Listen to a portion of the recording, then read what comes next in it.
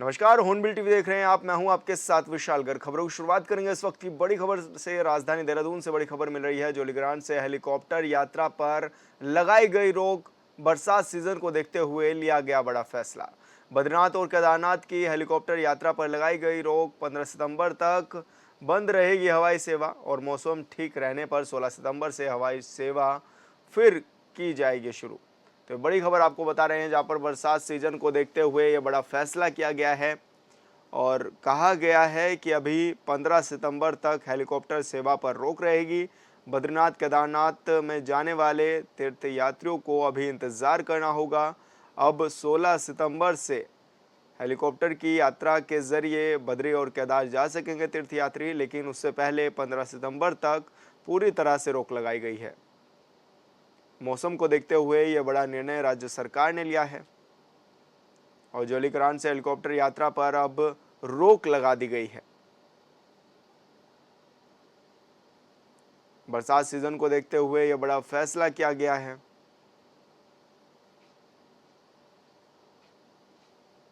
और बद्रीनाथ केदारनाथ की हेलीकॉप्टर यात्रा पर रोक लगाई गई है। 15 सितंबर तक बंद रहेगी हवाई सेवा। और बड़ी खबर का रुख करेंगे उत्तराखंड में। मानसून ने दस्तक। मानसून शुरू होते ही प्रदेश भर में बारिश। पौड़ी जिले में हुई सबसे ज्यादा बारिश। आज भी कई जिलों में बारिश का अलर्ट जारी।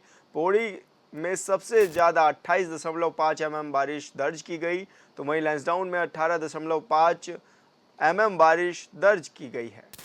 बाद अब मैदानी क्षेत्रों में भी तापमान में भारी गिरावट देखी गई है।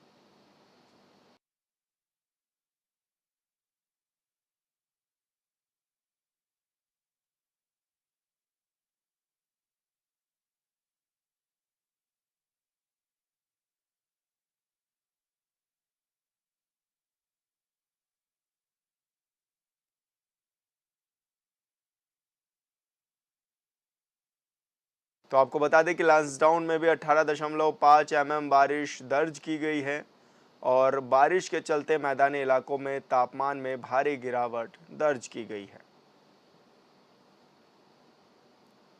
तो उत्तराखंड में मानसून अपनी दस्तक दे चुका है और ऐसे में अब पहाड़ से लेकर मैदान तक बारिश भी देखी जा रही है।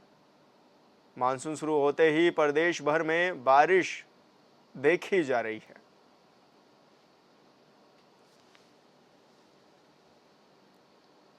दुष्कर्म और हत्या के मामले में फरार चल रहे ग्राम प्रधान पति मामले में बीजेपी प्रदेश मीडिया प्रभारी मनवीर चौहान ने स्पष्ट किया है कि पार्टी कभी गलत के साथ खड़ी नहीं होती। युवती के साथ रेप के मामले में आरोपियों को बचाने के आरोप में बीजेपी नेता आदित्य राज सैनी की महत्वपूर्ण भूमिका सामने आने पर बीजेपी ने तुरंत सख्त कदम उठाते हुए उन्हें पार्टी से निष्कासित कर दिया और उन्हें सरकार के पद से भी हटा दिया। मनवीर चौहान ने कहा है कि बीजेपी नैतिकता और सत्यनिष्ठा की पार्टी है और ऐसे मामले में वो किसी भी तरह की ढील नहीं देती है।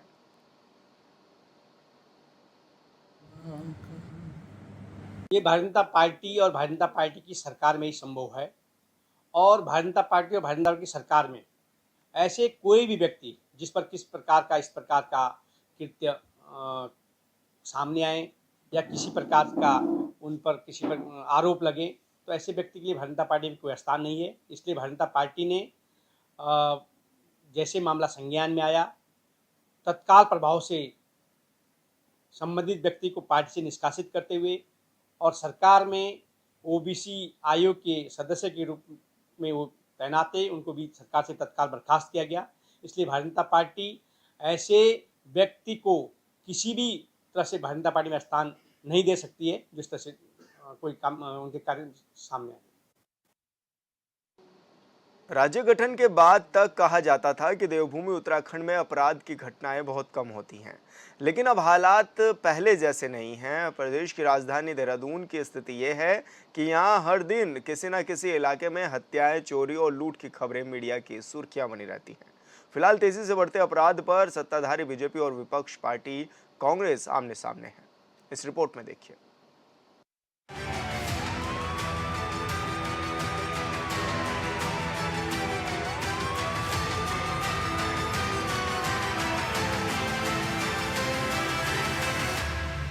एनसीआरबी की रिपोर्ट के मुताबिक देवभूमि उत्तराखंड में साल दर साल अपराध का ग्राफ बढ़ता जा रहा है। ये अलग बात है कि उत्तराखंड पुलिस भी लगातार अपराध की कंट्रोल करने की कोशिश कर रही है, लेकिन एनसीआरबी रिपोर्ट के मुताबिक उत्तराखंड में हर दिन कम से कम एक महिला के साथ रेप की घटना घट रही है। हाल के दिनों में घटी घटनाओं को लेकर विपक्ष सरकार पर हमलावर है। सरकार और पुलिस प्रशासन पूरी तरीके से अपराधों को नियंत्रण करने में नाकाम है और लगातार इन 6 वर्षों में इस मुख्यमंत्री के कार्यकाल में उत्तराखंड 9 हिमालय राज्यों में महिला अपराध पे पहले नंबर पर खड़ा हो गया है। चाहे आप 20 के आंकड़े देख लीजिए, 22 के आंकड़े देख लीजिए, 23 के आंकड़े देख लीजिए और 24 के आंकड़े देख लीजिए, हद हो गई है। एनसीआरबी हमारा उपक्रम नहीं है, ये केंद्र सरकार का उपक्रम है। उसके आंकड़ों के अनुसार मतलब 97 के आसपास बलात्कार, 77 के आसपास उठाईगिरी के आरोप, मतलब हो क्या रहा है इस राज्य में। मुख्यमंत्री केवल उपलब्धियां गिनाते हैं, कभी इस पर भी क्षमा मांगेंगे? अपराध हो रहे, इनकी राजधानी में बिपिन रावत जैसे लड़के का मर्डर हो जाता है, 9 दिन तक उस अस्पताल में जन्म मरण के बंधन से जो लड़ रहा होता है, लेकिन मुख्यमंत्री और उनकी पुलिस कुछ नहीं करती। 10वें दिन में जब वो मर जाता है, करण मेहरा सड़क में बैठ के आंदोलन करता है, तब जाके उसके अपराधी पकड़े जाते हैं, उसमें कठिन धाराएं लगा जाती, उससे पहले धाराएं भी नहीं लगा रहे थे। राज्य में बढ़ रहे आपराधिक मामलों को लेकर कांग्रेस पार्टी ने बीजेपी पर आरोप लगाया है। कांग्रेस के प्रदेश अध्यक्ष करण मेहरा ने प्रदेश पार्टी कार्यालय में प्रेस कॉन्फ्रेंस कर सरकार पर कई आरोप लगाए। उन्होंने कहा कि पिछले कई वर्षों से उत्तराखंड पहाड़ी राज्यों में अपराध के नाम में नंबर 1 पर बना हुआ है। वहीं दूसरी तरफ उन्होंने कहा कि प्रदेश में जितनी भी आपराधिक घटनाएं हो रही है, उनमें कहीं न कहीं किसी न किसी रूप में सत्ता पक्ष के नेताओं की संलिप्तता पाई जा रही है। हम विपक्ष के लोग हैं, हमारा काम है अपराध पे और गलती पे हम उस पर बोलेंगे। उनका ये कहना कि कांग्रेस के आरोप निराधार है, आदित्य राज सैनी पे क्या बोलेंगे? क्या केवल उसको पदच्युत करना अपने आप में है? क्यों अपने संगठन के लोगों को डिसिप्लिन में नहीं रखते? क्यों इतनी अपराध की महिला अपराध की घटना इनके कर्मचारी, इनके कार्यकर्ता कर रहे हैं? क्या एक्शन इन्होंने लिया? केवल पद से हटाना क्या बहुत बड़ी जिम्मेदारी का निर्वहन है? कांग्रेस प्रदेश अध्यक्ष करण मेहरा ने कहा कि इससे साफ जाहिर है कि अपराधियों पर सरकार का कोई अंकुश नहीं है। उन्होंने कहा कि पहले की घटनाओं से सरकार सबक लेती और अपने नेताओं के खिलाफ कड़ी कार्रवाई करती तो प्रदेश में कई तरह की घटनाएं नहीं घटती। उन्होंने कहा कि बीजेपी नेता आदित्य राज सैनी पर किशोरी की गैंगरेप के बाद हत्या में शामिल होना बेहद गंभीर और चिंताजनक है। निश्चित ही मुख्यमंत्री को भी इस्तीफा देना चाहिए और पुलिस को, भले ही उन्होंने अपराधियों को पकड़ लिया, लेकिन ये बताएं कि आखिर ऐसी स्थिति क्यों आई। अगर मेरे से पूछे तो अगर आरएसएस के संजय कुमार पे खाली उनको प्रदेश से बाहर ना भेजा गया होता, कार्रवाई होती, तो आज हिम्मत नहीं होती। अंकिता भंडारी मर्डर केस में अगर वीआईपी को ना बचाया गया होता, अगर डोजर नहीं चलाया होता, सबूत नहीं मिटाए होते, आग नहीं लगाई होती और वीआईपी पकड़ा जाता, तो छुट भाई नेताओं की हिम्मत नहीं होती। चाहे वो इनका किसान मोर्चे का अध्यक्ष हो जिसने मॉलेस्ट किया, चाहे वो इनका चंपावत का अध्यक्ष हो जिसने नाबालिग का बलात्कार किया, जमानत में बाहर है, चाहे 26 जून को बहुत ही बड़ी घटना घटी बहादुराबाद में, भाजपा नेता और ओबीसी के आयोग का जो सदस्य था, इसका नाम है आदित्य सैनी, इसने एक 14 साल की लड़की का बलात्कार और उसके बाद मर्डर हो गया। ये घटनाओं को अंजाम नहीं दे पाते। उत्तरकाशी की 4 बहनों को अगर न्याय टाइम पे मिल गया होता जो SC ST की थी, तो शायद ये हिम्मत ना बढ़ती। लेकिन सरकार और पुलिस प्रशासन पूरी तरीके से अपराधों को नियंत्रण करने में नाकाम है और लगातार इन 6 वर्षों में इस मुख्यमंत्री के कार्यकाल में उत्तराखंड 9 हिमालय राज्यों में महिला अपराध पे पहले नंबर पर खड़ा हो गया है। इधर कांग्रेस के आरोपों पर बीजेपी के प्रदेश प्रवक्ता विनोद सुयाल ने कहा कि लोकसभा चुनाव में हार के बाद कांग्रेस में बौखलाहट है, जो इस तरह से अनर्गल बयानबाजी कर रही है। उन्होंने कहा कि उत्तराखंड में कानून व्यवस्था पूरी तरह से नियंत्रण में है, अपराधियों के खिलाफ पुलिस लगातार कार्रवाई की जा रही है। साथ ही कई जगहों पर शातिर अपराधियों को पुलिस मुठभेड़ के दौरान मार गिरा चुकी है। कांग्रेस पार्टी एकदम बौखला चुकी है इस लोकसभा चुनाव की हार के बाद, और कांग्रेस पार्टी के प्रदेश अध्यक्ष का बयान अनर्गल प्रलाप है। मुझे लगता है कि वो माननीय पुष्कर सिंह धामी जी की लोकप्रियता और भारतीय जनता पार्टी के बढ़ते हुए ग्राफ को देखकर और नरेंद्र मोदी जी के नेतृत्व में तीसरी बार सरकार बनी है, इन सब चीजों को पचा नहीं पा रही है। वो एक रचनात्मक विपक्ष की भूमिका नहीं निभा पा रही है। वो केवल आरोप के लिए आरोप लगा रही है। उत्तराखंड राज्य के अंदर कानून व्यवस्था एकदम नियंत्रण में है।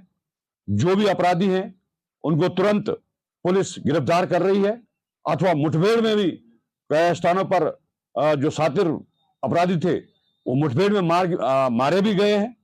और कोई भी ऐसी घटना नहीं है जिसमें कोई भी आरोपी बाहर घूम रहा हो। बाकी मामला न्यायालय में विचाराधीन है और निश्चित रूप से जो भी मामले हैं उन्हें सख्त से सख्त सजा दिलवाने के लिए सरकार कटिबद्ध है। मेरी करण महाराज जी को सलाह है कि उत्तराखंड राज्य की छवि को देश के अंदर और विश्व के अंदर इस तरह से खराब करने का वो प्रयास न करें। अच्छा रहेगा कि वो रचनात्मक सुझाव सरकार को दे। विपक्षी पार्टी कांग्रेस के आरोपों पर बीजेपी पलटवार कर रही है। बीजेपी प्रवक्ता का आरोप है कि कांग्रेस प्रदेश को देश भर में बदनाम करने का काम करती है। आरोपों की राजनीति में इस बार से कोई भी राजनीति पार्टी इनकार नहीं कर सकती कि बदलते दौर में जिस हिसाब से राजधानी देहरादून में जनसंख्या बढ़ रही है, उस तरह अपराध का ग्राफ भी बढ़ता जा रहा है और पहाड़ी राज्य उत्तराखंड के लिए चिंता का विषय है। कभी शांतवादियों के लिए पहचानी जाने वाली देवभूमि में पहाड़ से लेकर मैदानी इलाकों तक अपराध हो रहे हैं और सियासत करने वाले सियासत कर रहे हैं। मंगलौर विधानसभा में चल रहे उपचुनाव को लेकर पुलिस द्वारा सुरक्षा के कड़े इंतजाम कर दिए गए हैं। शांतिपूर्वक तरीके से संपन्न चुनाव कराए जाने को लेकर पुलिस प्रशासन ने मंगलौर विधानसभा क्षेत्र में फ्लैग मार्च किया निकाला है, जिससे उपचुनाव में मंगलौर विधानसभा क्षेत्र के मतदाता शांतिपूर्वक तरीके से अपना मतदान कर सके। मंगलौर सीओ विवेक कुमार ने बताया है कि मंगलौर उपचुनाव को लेकर आईटीबीपी फोर्स, पैरामिलिट्री फोर्स और पीएससी स्थानीय पुलिस के साथ पूरी विधानसभा में फ्लैग मार्च निकाला गया है, जिससे मतदाता बिना भय के शांतिपूर्ण तरीके से अपने मत का प्रयोग कर सकेंगे।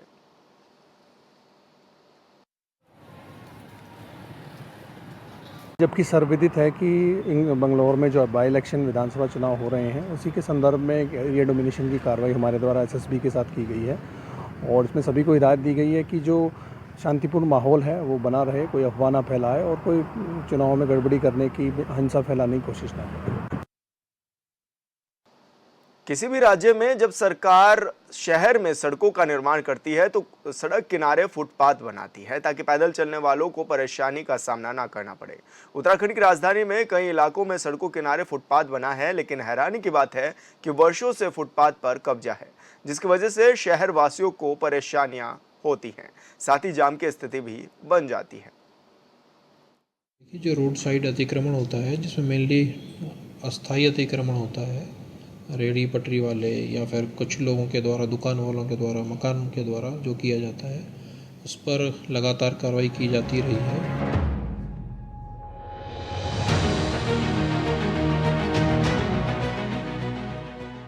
झूठ मत बोलिए साहब, और अगर आप सच बोल रहे हैं तो फिर ये बताइए कि उत्तराखंड की राजधानी देहरादून में सड़क किनारे बने फुटपाथों पर अतिक्रमण क्यों है।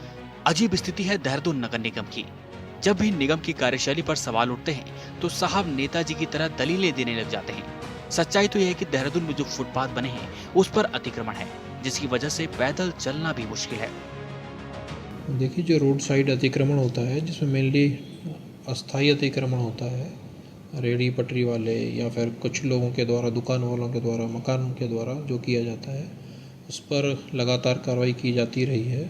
जो भी शिकायतें प्राप्त होती हैं तब कार्रवाई की जाती है। इसके अलावा पीरियडिकली इसमें अभियान चलाए जाते हैं पुलिस के साथ, राजस्व विभाग के साथ और नगर निगम के साथ, और आगे भी इस तरह के अभियान लगातार चलाए जाते रहेंगे।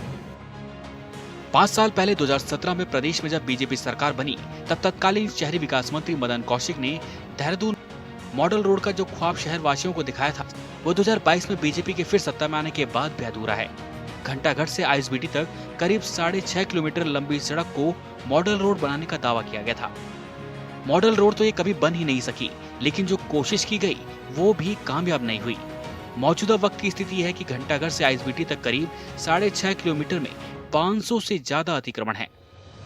नहीं, इस पर तो निश्चित रूप से कार्रवाई करनी चाहिए, क्योंकि पैदल चलना भी तो आदमी का अधिकार ही है। जो पैदल चलने वाला है वो कहाँ चलेगा? जब तक फुटपाथ ही क्लियर नहीं होंगे तो पैदल चलने वाला कहाँ चलेगा? और काफ़ी बुजुर्ग लोग भी होते हैं, कुछ बीमार व्यक्ति भी होते हैं, तो उनको अगर थोड़ा भी चलना पड़े तो उनके लिए रास्ता तो होना ही चाहिए। और जाम के कारण तो जो समस्या हो ही रही है, लेकिन जो इधर उधर की पार्किंग है उसके कारण जाम की समस्या भी बढ़ती है और पैदल चलने वालों के लिए भी रास्ता नहीं मिलता। आईएसबीटी से घंटाघर तक मॉडल रोड की नाली और फुटपाथ पर जहां भी काम हुआ है, वहां अतिक्रमणकारियों ने कब्जा कर लिया। फुटपाथ और नाली से बाहर सड़क तक अतिक्रमण किया हुआ है। शिमला बाईपास से लालपुर, पटेल नगर से सहारनपुर चौक, गांधी रोड से घंटाघर तक यही स्थिति है। जाम के बारे में तो ना ही पूछो भैया, तो ज़्यादा अच्छा है, क्योंकि मैं 2 दिन उधर के रास्ते आई हूँ 6 नंबर पुलिया में। वहाँ पर चौराहा है, चौराहे में ट्रैफिक, कम से कम रोड लाइट तो होनी चाहिए। रोड लाइट है वहाँ पर, लेकिन वो चलती नहीं है, मतलब जलती नहीं है, यू मतलब ठीक नहीं है वो। अतिक्रमण को मानती है कि लोगों ने अतिक्रमण कर रखा है? अतिक्रमण तो बहुत ज़्यादा हो ही रखा है, लेकिन क्या करें, बेरोजगारी है तो अतिक्रमण भी होगा, है ना। लेकिन यह है कि अगर उस अतिक्रमण को हटाओ तो फिर उसको पीछे पीछे करो थोड़ा सा। अतिक्रमण की वजह से वहाँ पे रोड लाइट नहीं जाम, रोड ट्रैफिक जाम नहीं होता। ट्रैफिक वहाँ पे जाम हो रहा, एक तो वो 4 वो नहीं है, क्या कहते हैं उसे, लाइट नहीं है, रोड लाइट नहीं है, और लंच के टाइम पे वहाँ पर कोई व्यवस्था भी नहीं है, पुलिस वाले भी नहीं रहते लंच टाइम में। और इतनी खिचड़ी पक जाती है कि मेरे को 1 घंटा लगा, जबकि 10 मिनट का रास्ता था, और मैं पूरा 1 घंटा लगा मुझे सैटरडे को भी, और मंडे संडे को तो और ज़्यादा बुरा हाल है वहाँ पर। जबकि ये फाउंटेन चौक है, फाउंटेन चौक में कभी जाम नहीं लगता, क्योंकि वहाँ पे व्यवस्था है। तो रोड लाइट वहाँ पर होनी बहुत ही ज़रूरी है। रोड लाइट के बिना वहाँ पर, या फिर 4 पुलिस वाले बिठाओ, ट्रैफिक पुलिस वाले, तो ट्रैफिक पुलिस वाले नहीं है तो कम से कम रोड लाइट को तो ठीक करना चाहिए। है वहाँ पर रोड लाइट, और रोड भी बढ़िया है, ऐसी बात नहीं है। तो रोड लाइट की वजह से ट्रैफिक पुलिस वाले नहीं है वहाँ पर ज़्यादा, इस वजह से वहाँ पे जाम लगता है। सरकार 10 फीट तक सड़क अगर बनाती है तो सबसे पहले तो सड़क से लगे दुकानदार 2 से 3 फीट कब्जा कर लेते हैं। जाहिर है कि अगर दुकान में कोई ग्राहक आता है तो बाइक भी सड़क पर लगाई जाती है। दोनों तरफ से कब्जे की वजह से सड़कों की चौड़ाई कम हो जाती है और जाम की स्थिति शुरू हो जाती है। लोग घंटों जाम में फंसे रहते हैं। जाम की वजह से सड़कों पर गाड़ियां दौड़ती नहीं हैं, बल्कि रेंगती है। और देहरादून नगर आयुक्त साहब खबर पर दलीलें दिए जा रहे हैं और जनता परेशान है। देखो, मेरा ये कहना है कि जो सरकार है, सरकार को थोड़ा प्लानिंग करनी पड़ेगी, क्योंकि स्मार्ट सिटी में देखो जगह जगह गड्ढे खोद देते हैं, हर बार पाइपलाइन बिछ जाती है, ये होता है। तो इसके लिए प्लानिंग करनी पड़ेगी कि प्लानिंग स्मार्ट सिटी, तभी तो स्मार्ट सिटी का जो पूरा प्रोसेस था वो इसीलिए आया था कि प्लान्ड वो बननी चाहिए, सिटी बननी चाहिए। और यहाँ पे जो आवास उवास का वो था, ये नियंत्रण था, ट्रैफिक नियंत्रण था, इसके लिए बनाई गई थी। अब इसमें थोड़ा दिक्कत इसीलिए आ रही है कि प्लानिंग नहीं हो पा रही है ढंग से। तो सरकार को इस पर ध्यान देना पड़ेगा, प्लानिंग करनी पड़ेगी ढंग से, क्योंकि ट्रैफिक तो वही है। आप गौर करना, ट्रैफिक तभी लगता है जब ट्रैफिक लाइट खराब होती है। ये ट्रैफिक लाइट बार बार खराब हो जा रही है, तो उसके कारण ज्यादा ट्रैफिक लगता है। तो थोड़ा सरकार को ध्यान देना पड़ेगा कि पुलिस वालों को ना थोड़ा, जितने ट्रैफिक पुलिस वाले हैं, थोड़ा मैनेजमेंट में थोड़ा वो करें। बाकी तो अब देखो, थोड़ा बहुत तो लोगों को भी ध्यान देना पड़ेगा जागरूक नागरिक होने के नाते, कि भाई गाड़ियों को हर जगह खड़ी ना करें, थोड़ा अपने रोड में साइड से चलें। तो ये तो थोड़ा जागरूक नागरिक होना चाहिए, और बाकी प्लानिंग करनी पड़ेगी मेरे हिसाब से। तो बाकी तो सब ठीक ही है थोड़ा बहुत, क्योंकि सरकार काम तो कर ही रही है, और हर चीज एक दिन में तो होती नहीं है, धीरे धीरे ही होती है। बट प्लानिंग पे थोड़ा ध्यान देना, क्योंकि बार बार जो गड्ढे खुद रहे हैं सड़कों में, उसके कारण ज्यादा जाम लगता है, और ट्रैफिक लाइटें जो बार बार खराब होती है। फुटपाथ पर पैदल चलने वालों का अधिकार है, जबकि कई लोग फुटपाथ पर अतिक्रमण कर फेरी फर ठेली लगा रहे हैं या बगीचे का विस्तार या सुरक्षा गार्ड का कैबिन बना दे रहे हैं। ये सार्वजनिक स्थान का अतिक्रमण है। फेरी वालों को मनमर्जी की इजाजत नहीं दी जा सकती। फेरी वालों को हॉकिंग नीति के अनुसार ही फेरी लगाने की अनुमति दी जा सकती है। वह घूम घूम कर सामान बेच सकते हैं। जहां कहीं फुटपाथ पर अतिक्रमण पाया जाता है, वहां संबंधित व्यक्ति के खिलाफ सख्त कार्रवाई की जानी चाहिए और फुटपाथ से अतिक्रमण हटाया जाना चाहिए, लेकिन ऐसा नहीं हो रहा है। नहीं, बिल्कुल सही। तो बहुत ही गंभीर मामला है ना। कहीं एक तो कहीं की रोड्स भी होती हैं, काफ़ी नैरो होती हैं, प्लस पार्किंग का है। तो उसमें से फॉरमोस्ट एक ही एक्शन पुलिस को होना चाहिए कि वो इलीगली जो भी पार्किंग होती है उसको चालान करें। और वैसे ही पहले से भी है, बट इधर थोड़ा सा और उनको देखना चाहिए। बाकी पुलिस अगर स्ट्रिक्ट रहेगी तो सर फिर ऐसा कुछ भी पॉसिबल नहीं हो पाएगा। नहीं, बिल्कुल सर। जब तक ये बेसिक चीज़ें हैं, बेसिक एमिनिटीज़ हैं कि अच्छी रोड हो, अच्छा इंफ्रास्ट्रक्चर हो, अगर हम प्रॉपरली उसको मेंटेन नहीं करते हैं तो डेफिनेटली स्मार्ट सिटी तो पॉसिबल नहीं होगा सर। इसके लिए सर प्रशासन को सामने आना होगा उनको, और नगर पालिका को इस चीज़ पर विशेष ध्यान देना होगा। जैसे कि आप देख रहे हो कि नगर पालिका परमिट तो दे रही है, लेकिन उस चीज़ का सुचारू रूप से ध्यान नहीं रख रही है कि लोग प्रॉपर रूप से सड़क के किनारे पे है, रेडी वगैरह अपनी जगह पे है। ऐसे इनको हटाने से तो इनका रोज़गार छीनना भी सही नहीं रहेगा। मुझे लगता है कि इनका लिए रोज़गार का तो सही है ये मार्ग, लेकिन नगर पालिका जैसे प्रशासन हो गया, इन लोगों को आके टाइम पे ये देखना चाहिए कि अतिक्रमण कहाँ पे है, कहाँ पे नहीं है। अतिक्रमण जैसी चीज़ों को हटाया जाए, इन लोगों को सही जगह दी जाए, और इस तरह से मुझे लगता है कि रोड की आवाजाही भी ठीक रहेगी, लोगों के लिए भी दिक्कतें नहीं रहेगी। सड़कों किनारे बने फुटपाथों पर तो कब्जा है, लिहाजा लोग सड़क पर किनारे किनारे पैदल चलते हैं। अब ऐसे में अगर किसी गाड़ी वाले ने टक्कर मार दी और उसकी मौत हो गई तो फिर जिम्मेदार कौन होगा? बीजेपी की सरकार बनने के बाद स्मार्ट सिटी योजना बनी, जिसके बाद देश के 100 शहरों को स्मार्ट बनाने का लक्ष्य रखा गया, जिसमें उत्तराखंड की राजधानी देहरादून को भी शामिल किया गया। जाहिर है कि स्मार्ट सिटी के तहत सड़क किनारे फुटपाथ से लेकर पार्किंग तक की व्यवस्था होनी चाहिए थी, जो नहीं हुई। शहर को स्मार्ट बनाने के नाम पर सैकड़ों करोड़ रुपए खर्च कर दिए गए, उसके बाद भी शहर की तस्वीर नहीं बदल पाई। सरकार को देखना चाहिए इसमें पुलिस क्या करती है कि अगर आज आ गया अतिक्रमण हटाने तो वो 1 महीने या 2 महीने 3 महीने बाद आती है, फिर लोग शाम को वापस लगा देते हैं। कम से कम पुलिस को हफ्ते या 10 दिन में दोबारा रिपीट करना चाहिए वो चीज़, जिससे लोग उनके मन में थोड़ा डर रहे, चालान करना चाहिए उन लोगों का। और बुजुर्ग लोगों को काफ़ी दिक्कत आती है अतिक्रमण में, क्योंकि अगर बुजुर्ग लोग चलेंगे तो इधर से कोई बाइक वाला ठोक जाता है, कभी उधर से किसी के साथ उनका टकराव हो जाता है, तो उनको बहुत बड़ी दिक्कत आती है। बात सिर्फ फुटपाथों पर अतिक्रमण तक सीमित नहीं है। ज्यादातर इलाके सड़क किनारे ऑटो वाले गाड़ी खड़ी कर देते हैं, जिसकी वजह से ही शहर में जाम की स्थिति हो जाती है। उत्तराखंड की पहचान दुनिया में पर्यटक और धार्मिक स्थल के रूप में है। दुनिया भर के लोग उत्तराखंड आते हैं, लिहाजा ही जरूरी है कि शहर सुंदर दिखे। लेकिन इसके लिए सत्ताधारी पार्टी बीजेपी हो या फिर विपक्षी पार्टी कांग्रेस, सभी को मिलकर इस पर विचार करने की जरूरत है, ताकि देश दुनिया में प्रदेश की चर्चा हो। लोग कहें कि उत्तराखंड की राजधानी देहरादून खूबसूरत शहरों में से एक है। राज्य सरकार ने राजधानी देहरादून की सड़कों पर फुटपाथ बनाए ताकि लोग पैदल चल सके, लेकिन ये फुटपाथ अब लोगों के चलने के काम के नहीं रह गए हैं। दरअसल मामला ये है कि अब लोगों ने यहाँ पर अतिक्रमण करना शुरू कर दिया है, और यही वजह है कि अब यहाँ के जो लोग हैं, राजधानी के जो लोग हैं, वो पैदल कहाँ चलें, उसको चलने के लिए उनको जगह ही नहीं मिल पा रही है। आपको दिखाना चाहेंगे कि ये फुटपाथ है जिसको पूरी तरह से घेर लिया गया है, कुछ दुकानदारों द्वारा, कुछ रेडी ठेलियों द्वारा, और कुछ यहाँ पर अपने व्हीकल्स ही खड़े कर देते हैं। और ऐसे में जो सड़कों की चौड़ाई राज्य सरकार ने की थी कि ताकि राजधानी में वाहन जब जाएं तो उनको निजात मिल सके, और ऐसे में ट्रैफिक की समस्या भी बनती है, क्योंकि जिस तरह से तमाम यहाँ पर लोग अपने वाहन लगा करके चले जाते हैं, और ऐसे में जो सड़कों की चौड़ाई है वो घट जाती है। इसी के साथ ही जो फुटपाथ पर लोगों ने कब्जा किया हुआ है वो भी एक बड़ी चुनौती है राज्य सरकार के तौर पर, क्योंकि जो लोगों के पैदल चलने के लिए रास्ते बनाए गए थे वो पूरी तरह से भर चुके हैं। उन पर या तो जो दुकानदार हैं उन्होंने अपनी बाइकें और गाड़ियां लगानी शुरू कर दी हैं, और या फिर कह सकते हैं कि अपनी दुकानों के सामान ही बाहर निकाल करके रख दिए हैं।